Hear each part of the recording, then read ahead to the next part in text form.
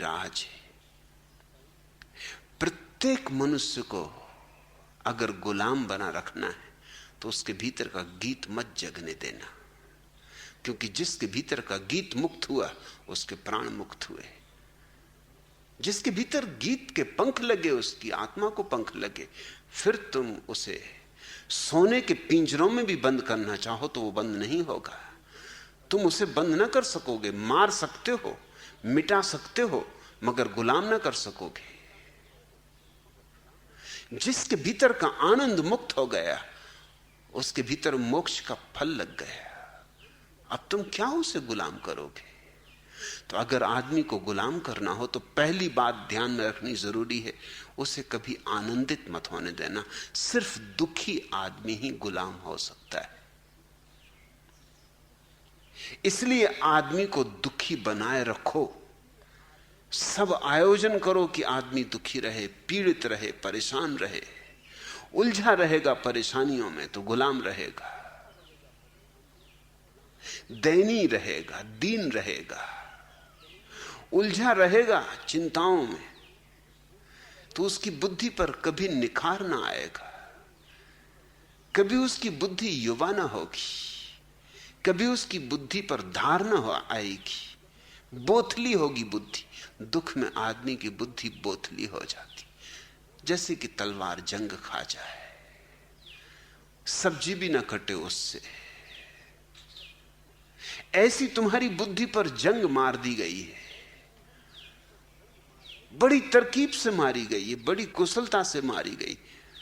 और उन सब का हाथ है जो आदमी को गुलाम बनाए रखना चाहते।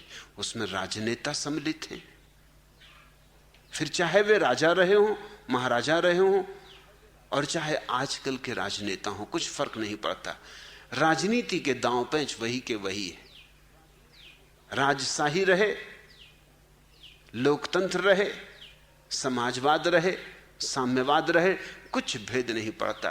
राजनीतिक की चाल वही, ढाल वही, राजनीतिक की भाषा वही, गणित वही, उसका जाल वही। उसका जाल है लोगों की छाती पर बैठे रहना, उनकी गर्दन को कसे रखना, उनकी गर्दन में फांसी लगाए रखना।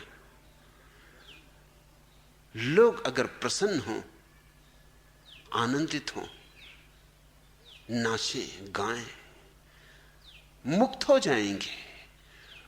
उनके जीवन में इतनी प्रखरता, त्वरा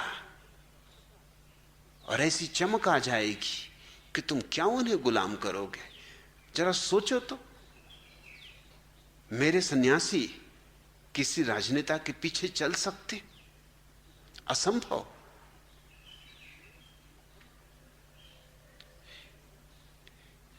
मेरे सन्यासी किसी पंडित पुरोहित की बकवास में आ सकते? असंभव। जिनके जीवन में जरा सी भी सुगंध आनी शुरू हो गई, वो हर तरह की मूढ़ता से मुक्त होने लगेंगे। तो एक तो राजनेता, राजनीतिक जो चाहता है कि लोगों के जीवन पर छाया रहे, और दूसरा पंडित पुरोहित। धर्म और राजनीति दोनों ने मिलकर आदमी के प्राण लिए। ऐसा फंदा कसा है कि न मरने देते हैं न जीने देते। मरने भी नहीं देते, क्योंकि मर जाओ तो फिर क्या सार, तो जिलाए तो रखना होगा। इसलिए हम कारागृह में भी कैदी को भोजन देते हैं। इतना नहीं देते कि इतना बलिष्ठ हो जाए कि तोड़ दे जंजीरों को, लेकिन भूखा भी नहीं मार डालते, क्योंकि मरी जाए कैदी तो फिर कैदी किसको रखोगे? फिर अपनी जंजीरें लिए बैठे रहना खुद।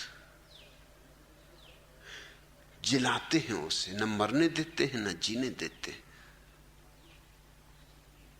यूं देखा तुमने शिव के मंदिर के बाहर नंदी बैठा होता है,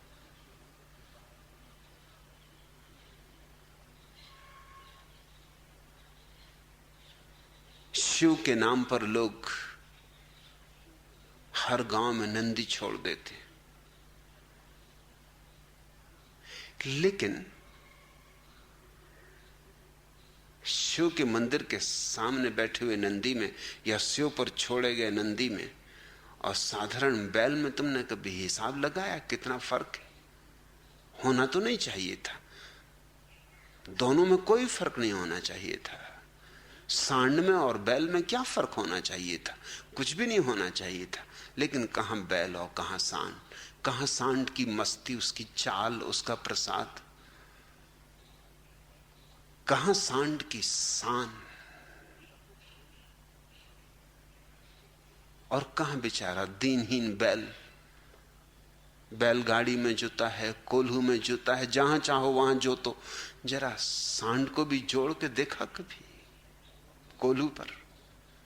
न कोल्हू बचेगा, न तेल बचेगा, न तेली बचेगा।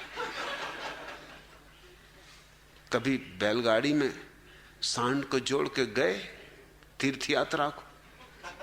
सांड पहुंच जाएगा तीर्थ, तुम कहीं भी लौट के भी ना आओगे घर। सांड को बैलगाड़ी में जोतोगे, रास्ते पे भी नहीं चला सकते। इतना बल होगा उसमें, इतनी तेजस्विता होगी। फेंक फाक के बैलगाड़ी को तुम्हारी, कहां भाग खड़ा होगा जंगल में, कहां नहीं जा सकता। और कहीं राह में मिल गई कोई नव यौवना गौ माता, तो तुम्हारी याद रखेगा कि तुम बैलगाड़ी में बैठे हो। बाढ़ में जाओ तुम, बाढ़ में जाए तुम्हारी बैलगाड़ी। नंदी वहीं प्रेम रचाएगा, नंदी वहीं कृष्ण की बांसुरी बजाएगा।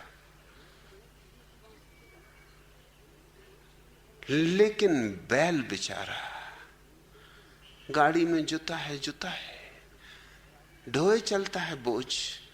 क्या हो गया? सांड की तरह पैदा हुआ था, तुमने बधिया कर दिया। तुमने उसने जीवन ऊर्जा का खंडन कर दिया, तुमने उसकी जड़ें काट दी। वैसे ही प्रत्येक आदमी को बधिया कर दिया गया है। तुम्हारे तथाकथित धर्म और तुम्हारे तथाकथित राजनीति ने प्रत्येक आदमी के जीवन से गौरव छीन लिया, गरिमा छीन ली।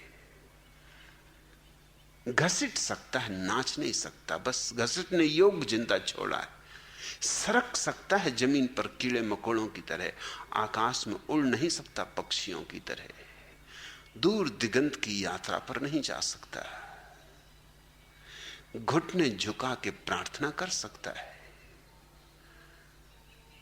लेकिन वो प्रार्थना मुर्दा होगी, उसमें बल नहीं होगा। वो यहीं की जाएगी, यहीं गिर जाएगी, क्या उठेगी आकाश तक।